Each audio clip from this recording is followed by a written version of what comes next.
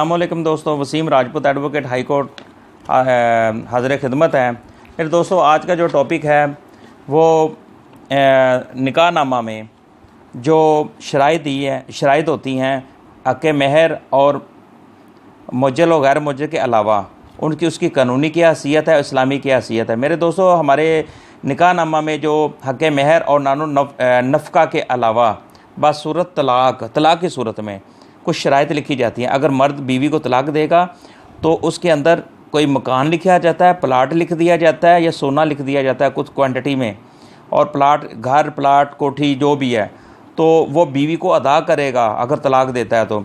मेरे दोस्तों, ये सुप्रीम कोर्ट की जजमेंट है 2008 SCMR 186 में।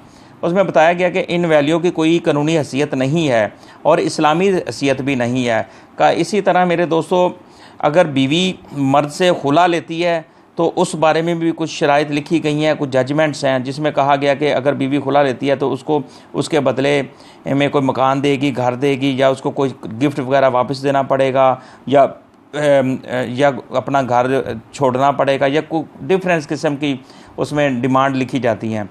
उसकी भी कोई कानूनी हैसियत नहीं है और गैर इस्लामी है। कॉलम नंबर 19, मेरे कई दोस्तों ने बार बार कहा कॉलम नंबर 19 में क्या है कि उसमें शराइत लिखी गई, उसकी कानूनी क्या हैसियत है। कई दोस्तों ने, मेरे बहनों भाइयों ने भी सवालात किए। मेरे भाई, निकाहनामा के जो कॉलम 19 में लिखी जाने वाली शराइत गैर इस्लामी है।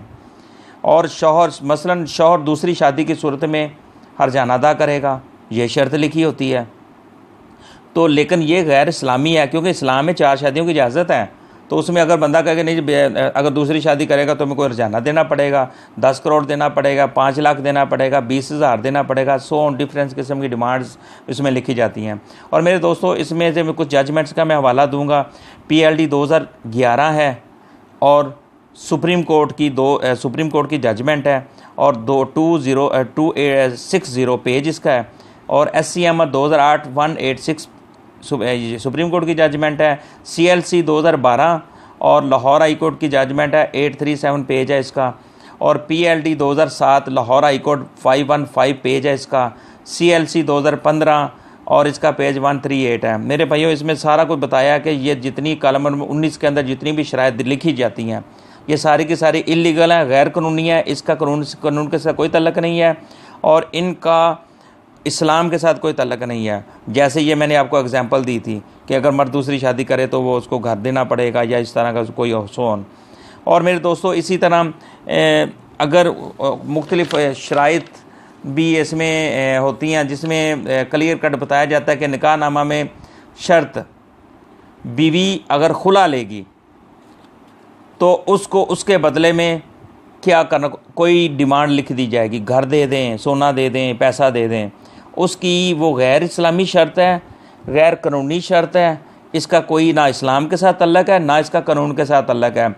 2005 PLJ 855 लाहौर हाई कोर्ट की जजमेंट है। मेरे दोस्तों,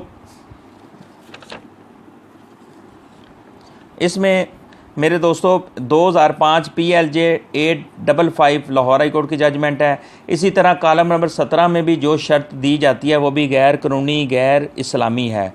2014 PLD 154 लाहौर हाई कोर्ट की जजमेंट है। 2003 YLR 1006 पेज इसका है। और 2017 का इसमें ज़िक्र किया गया है कि कॉलम नंबर 17 का जिक्र किया गया है कि अगर इसमें जो भी शर्त होगी वो गैर कानूनी होगी, गैर इस्लामी होगी।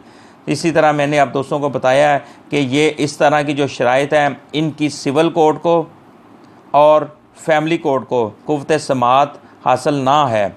ऐसी शराइत के लिए वो अगर कोई पार्टी मेल या फीमेल अगर रजू करते हैं इस बारे में, तो दोस्तों इस चैनल को आप सब्सक्राइब करते रहें ताकि आपको मेरी नई आने वाली वीडियो भी आपको मिले, ताकि आपको कानून से आगाही हो। मेरे दोस्तों, जिन दोस्तों को कानून से आगाही हासिल नहीं है तो लिहाजा ये मेरा फ़र्ज़ है कि मैं आप ताकि ये पहुँचाऊँ कि इन निकाहनामे के अंदर मुअज्जल गैर मुअज्जल के अलावा जो शराइत होती है उनकी कोई कानूनी हैसियत नहीं होती। अस्सलामु अलैकुम।